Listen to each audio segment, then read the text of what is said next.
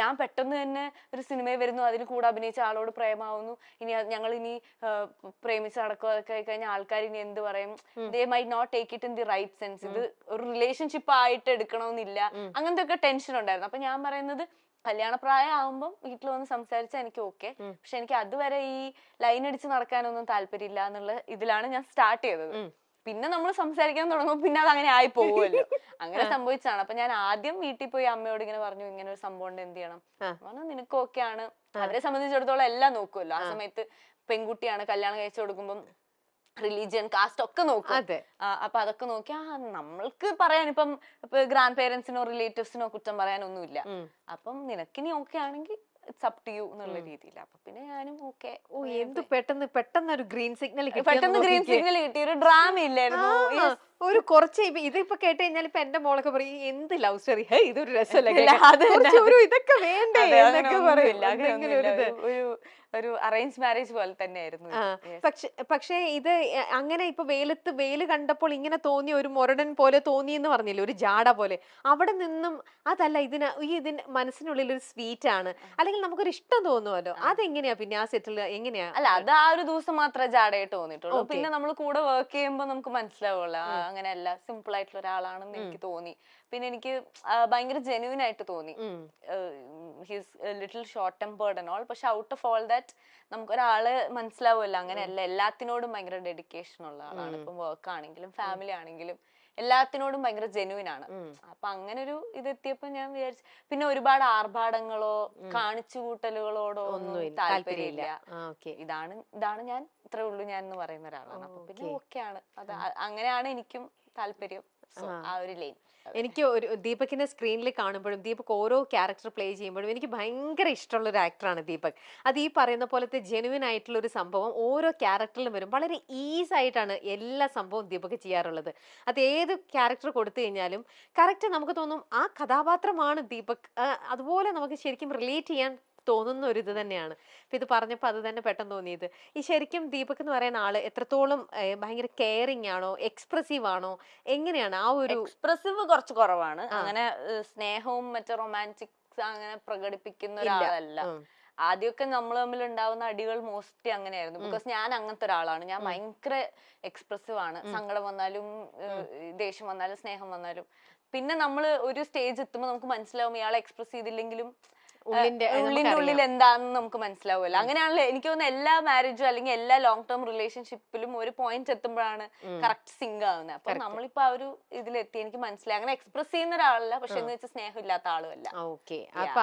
Balance ചെയ്ത് ഞാൻ മറ്റേ ഓവർ എക്സ്പ്രസീവ് ആയതുകൊണ്ട് എക്സ്പ്രഷൻസിന് കുറവൊന്നുമില്ല വീട്ടിൽ. പക്ഷെ അങ്ങനെ ഉള്ളപ്പോ തന്നെ ചിലപ്പോ തോന്നില്ലേ, ഇപ്പം അപർണ ഒരേ സൈഡിൽ ഭയങ്കര ഓവർ എക്സ്പ്രസീവ് ആണ്, അല്ലെങ്കിൽ അപ്പം എപ്പോഴെങ്കിലും ഒരു മൊമെന്റില് ഓപ്പോസിറ്റ് നിൽക്കുന്ന ആൾ ഒട്ടും തന്നെ എക്സ്പ്രസീവ് അല്ലാത്തപ്പോഴേ ഒരു നേരമെങ്കിലും ഒന്ന് എക്സ്പ്രസീവ് ആയിരുന്നെങ്കിൽ. അങ്ങനെയൊക്കെ മുമ്പൊക്കെ എനിക്ക് ഭയങ്കരമായിട്ട് തോന്നുമായിരുന്നു. മുമ്പ് മറ്റേ ഞാൻ അതിന്റെ പേരിലാണ് എപ്പോഴും അടി ഉണ്ടാക്കുന്നത്. ഞാൻ അങ്ങനത്തെ ഒരാളാണ്. ഞാൻ മറ്റേ പ്രോപ്പർ ഈ പൈങ്കിളി ലവ് സ്റ്റോറിയിലൊക്കെ കാണുന്ന കാമുകി പോലത്തെ ആളായിരുന്നു. മറ്റേ മെസ്സേജ് അയച്ചില്ല, എന്തെന്നെ വിളിച്ചില്ല അങ്ങനെ ചോദിക്കുന്ന ആളായിരുന്നു. പക്ഷെ ഒരു പോയിന്റ് കഴിഞ്ഞപ്പോ എനിക്ക് മനസ്സിലായി അത് നമ്മള് അടി ഉണ്ടാക്കല് മാത്രമേ ഉള്ളൂ.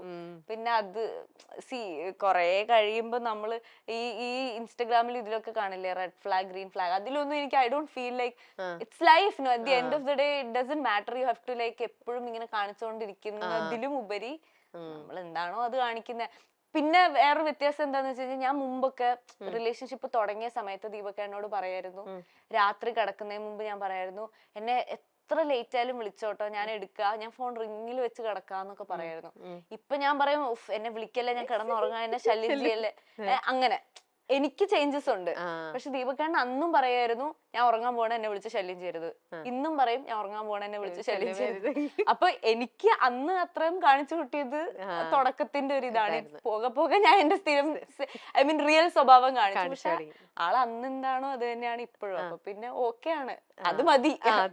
ഒരുപാട് ഞാനാണ് ഓവറായി കാണിച്ചോണ്ടിരുന്നത്. അപ്പം ഐ ഫീൽ ദാറ്റ് ഇസ് അതെനിക്ക് ബെറ്റർ. തോന്നുന്നു ഒരു ഗേളിന്റെ ഒരു പെർസ്പെക്റ്റീവും ഒരു ബോയുടെ ഒരു ഇതും വ്യത്യാസം ഉണ്ടാവും. പിന്നെ ആ ഒരു ഏജിലും ഒക്കെ ആകുമ്പോഴത്തേക്കും നമ്മൾ ആ ലൈഫിനെ കാണുന്നത്, ഇതൊക്കെ ഒരു ലൈഫിൽ ഫസ്റ്റ് ടൈം വരുന്നതാകുമ്പോഴത്തേക്ക് ഈ സിനിമയും ഓരോന്നും കണ്ടിട്ട് അതൊക്കെ കുറെയൊക്കെ ഇൻഫ്ലുവൻസ് ചെയ്യുമല്ലോ. അപ്പൊ നമ്മൾ വിചാരിക്കും ഇതാണ് റിയൽ ലൈഫിലും ഇങ്ങനെ എന്നൊക്കെ വിചാരിച്ചിട്ടുള്ള ആ ബാലിശമായ ഓരോ അങ്ങനത്തെയൊക്കെ ആവുള്ളായിരിക്കും അന്ന് അങ്ങനെ ആവാൻ കാരണം. ഇപ്പം ഇന്നിപ്പോ ലൈഫിലേക്ക് കയറി ഓരോന്നോരോന്നും പഠിച്ചു, റിയൽ ലൈഫ് എന്താന്ന് മനസ്സിലായി. സോ എല്ലാം അങ്ങനെ വളരെ നോർമൽ ആയിട്ട് കൊണ്ടുപോകണം. ഇന്നിപ്പോ നിങ്ങൾ രണ്ടുപേരും ഒരേ ഇൻഡസ്ട്രിയിൽ തന്നെ നിൽക്കുന്നു, രണ്ടുപേരും പ്രൊഫഷണൽസ് ആണ്, രണ്ടുപേരും ഈ പറയുന്ന പോലെ രണ്ട് ക്യാരക്ടറിലുള്ള മനുഷ്യരുമാണ്. എന്നാൽ ഇപ്പൊ ഒരു പ്രൊഫഷണൽ ഇതിൽ നോക്കിക്കഴിഞ്ഞാൽ അപർണയാണോ കൂടുതൽ ഡെഡിക്കേറ്റഡ് ആയിട്ടുള്ള ഒരു പ്രൊഫഷണലി, അതോ ദീപക് ആണോ? ഐ തിങ്ക് രണ്ടുപേരുമാണ്. ഞാനങ്ങനെ ബിക്കോസ് എന്നെ സംബന്ധിച്ചിടത്തോളം ഞാനും ഈ പറഞ്ഞ ഒരുപാട് ആഗ്രഹിച്ചു വന്ന ആളാണ്. സെയിം ഹീസ് ഓൾസോ ഭയങ്കര ആഗ്രഹിച്ചു വന്ന. പിന്നെ നമുക്ക് ആരും ഈ ഒരു ഹെൽപ്പോ അങ്ങനെ ഒരു ഫ്രണ്ട് ആയതുകൊണ്ട് ഈ സിനിമയിൽ അഭിനയിച്ചോ എന്ന് പറയാം അങ്ങനത്തെ ഒന്നുമില്ല. നമ്മള് ഇപ്പോഴും എന്താ പറയാ, അടുത്തൊരു സിനിമയ്ക്ക് വേണ്ടി വെയിറ്റ് ചെയ്യുന്നു, അല്ലെങ്കിൽ അടുത്ത സിനിമയ്ക്ക് ഇനി ഓഡീഷൻസ് ഉണ്ടെങ്കിൽ പോകാൻ റെഡിയാണ്, അടുത്ത സിനിമയ്ക്ക് ഇങ്ങനെ ബോഡി ചെയ്യണം എന്ന് പറഞ്ഞാൽ ഫുൾ റെഡിയാണ് രണ്ടുപേരും. അപ്പൊ ഐ തിങ്ക് ഈക്വലി രണ്ടുപേരും ഡെഡിക്കേറ്റഡ് ആണ്. അങ്ങനെ ദീപകൻ ഡെഡിക്കേറ്റഡ് ആണെന്ന് പറഞ്ഞാൽ ഞാൻ എന്നെ തന്നെ ഈ ഒരു കാര്യത്തിൽ എനിക്ക് അങ്ങനെ പറയാൻ ബുദ്ധിമുട്ടുണ്ട്. ബിക്കോസ് എനിക്ക് ഭയങ്കര ആഗ്രഹമായിരുന്നു സിനിമയിൽ വരാൻ. അപ്പം ഈക്വലി രണ്ടുപേരും ഡെഡിക്കേറ്റഡ് ആണ്. ഓക്കെ. അപ്പൊ ദീപക്കേട്ടാന്നാ വിളിക്കണേ? ദീപക്കേട്ടൻ. നിങ്ങൾ തമ്മിൽ എത്ര ഏജ് ഡിഫറൻസ്? അത് പറഞ്ഞാൽ ഉണ്ട്, ഒരു 7 years ഡിഫറൻസ് ഉണ്ട്. ബിക്കോസ് ഞാൻ ദീപക്കേട്ടാന്ന് വിളിക്കാൻ കാരണം മറ്റേ ആദ്യം ഞാൻ കാണുന്നത് കോ ആക്ടർ ആയിട്ടാണല്ലോ. അപ്പം വിനീതേട്ടൻ, ബേസിലേട്ടൻ, ദീപക്കേട്ടൻ ഇവരൊക്കെ അങ്ങനെ വിളിച്ചിട്ട് പെട്ടെന്ന് റിലേഷൻഷിപ്പ് ആകുമ്പോ ഇന്ന് മുതൽ ഇനി ഞാൻ വിളിക്കണ്ടല്ലോ. അതുകൊണ്ട് അങ്ങനെ അങ്ങ് തിരിച്ച് ദീപക് എങ്ങനെ വിളിക്കണേ? ഒന്നും വിളിക്കാറില്ല എന്നെ. വിളിക്കുമ്പോ എനിക്ക് മനസ്സിലാവും എന്നെ വിളിക്കുന്നതെന്ന്. അപ്പൊ അങ്ങനെ ആൾക്കാരെ മുന്നിൽ ഇങ്ങനെ അപർണാന്ന് വിളിക്കുന്നല്ലാണ്ട് മറ്റേ എന്റെ അനിയനും അവന്റെ ഗേൾഫ്രണ്ടും ഒക്കെ കളിയാക്കും. മറ്റേ ആ സിനിമയിലെ ഏലിയൻസ് വരും അതുപോലെയാണ് ഇവര് തമ്മിലുള്ള. അങ്ങനെ വിളിക്കാറൊന്നുമില്ല, പ്രത്യേകിച്ച് പേരൊന്നുമില്ല. വിളിച്ചു കഴിഞ്ഞാൽ എനിക്ക് അങ്ങനെ. പ്രകാശൻ എന്ന സിനിമയിലൂടെ അഭിനയ രംഗത്തെത്തിയ താരമാണ് അപർണ. മനോഹരം എന്ന സിനിമയിലൂടെയാണ് ശ്രദ്ധ നേടുന്നത്. ഈ ചിത്രത്തിൽ അപർണയ്ക്കൊപ്പം ദീപക് പറമ്പോലും ഒരു പ്രധാന കഥാപാത്രത്തെ അവതരിപ്പിച്ചിരുന്നു. ബീസ്റ്റ് എന്ന വിജയ ചിത്രത്തിൽ തമിഴകത്തിറങ്ങിയ അപർണ കഴിഞ്ഞ വർഷം റിലീസ് ചെയ്ത ഡാഡ എന്ന തമിഴ് ചിത്രത്തിൽ നായികയായി മികച്ച പ്രകടനത്തിലൂടെ കയ്യടി നേടിയിരുന്നു. ആദി കേശവയിലൂടെ കഴിഞ്ഞ വർഷം തന്നെ തെലുങ്കിലും അരങ്ങേറ്റം നടത്തി.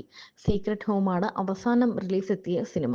മാളികപ്പുറം ടീം ഒന്നിക്കുന്ന ആനന്ദ് ശ്രീബാലയാണ് പുതിയ പ്രോജക്ട്. മാളികപ്പുറം എന്ന ചിത്രത്തിന്റെ തിരക്കഥ എഴുതി ഒരുക്കി വിഷ്ണുവിനെ സംവിധാനം ചെയ്യുന്ന ചിത്രത്തിൽ അപർണയും അർജുൻ അശോകനുമാണ് പ്രധാന വേഷത്തിൽ എത്തുന്നത്. അപർണയുടെയും ദീപകിന്റെയും വിവാഹം സോഷ്യൽ മീഡിയ ഏറെ ആഘോഷമാക്കിയിരുന്നു. കാരണം ഇവരുടെ പ്രണയം അതുവരെയും പുറത്തുപോലും അറിഞ്ഞിരുന്നില്ല. ആരും അറിയാത്തൊരു പ്രണയകഥയായിരുന്നു അപർണയുടെയും ദീപകിന്റേതും. അപർണ വളരെ സംസാരപ്രിയായ ഒരു പെൺകുട്ടിയാണ്. എന്നാൽ ദീപക് നേരെ ഓപ്പോസിറ്റും. അത്യാവശ്യത്തിന് മാത്രം സംസാരിക്കുന്ന കുറച്ച് ഇൻട്രോവേർട്ട് ആയ ഒരാളാണ് ദീപക്. എന്നാൽ താൻ അങ്ങനെ അല്ലായിരുന്നു എന്നാണ് അപർണ പറയുന്നത്. തങ്ങൾ രണ്ടുപേരും രണ്ട് സ്വഭാവമാണ്. ആദ്യമൊക്കെ തനിക്ക് അത് വലിയ ബുദ്ധിമുട്ടായിരുന്നു, അടിയുണ്ടാക്കാറുണ്ടായിരുന്നു എന്ന് പറയുന്ന അപർണ പിന്നീട് താനും മാറിയെന്ന് പറയുന്നുണ്ട്. ആദ്യമൊക്കെ എത്ര ലേറ്റ് ആയാലും രാത്രിയായാലും സംസാരിക്കണം, വിളിക്കണം എന്നൊക്കെ പറയുന്ന അപർണ ഇപ്പോൾ ഞാൻ ഉറങ്ങുകയാണ്, ശല്യപ്പെടുത്തരുത് എന്ന് അങ്ങോട്ട് പറയാറുണ്ടെന്നും അതുപോലെ തന്നെ ദീപക് തുടക്കം മുതൽ ഇപ്പോഴും ഒരുപോലെയാണ് എന്നും പറയുന്നുണ്ട്. വിനീത് ശ്രീനിവാസന്റെ മലർവാടി ആർട്സ് ക്ലബ് എന്ന സിനിമയിലൂടെയാണ് ദീപക് പറമ്പോൾ സിനിമയിലേക്ക് എത്തുന്നത്. തട്ടത്തിൻ മറയത്ത്, തിര, D company, Kunjiramayanam, Rakshadhikari Baiju, Vishwavikhyatharaya Payyanmar, captain, BTech, Kannur squad തുടങ്ങി അടുത്തിടെ വമ്പൻ ഹിറ്റായ മഞ്ഞുമൽ ബോയ്സിൽ നിൽക്കുകയാണ് ദീപക് പറമ്പോളിന്റെ അഭിനയ ജീവിതം.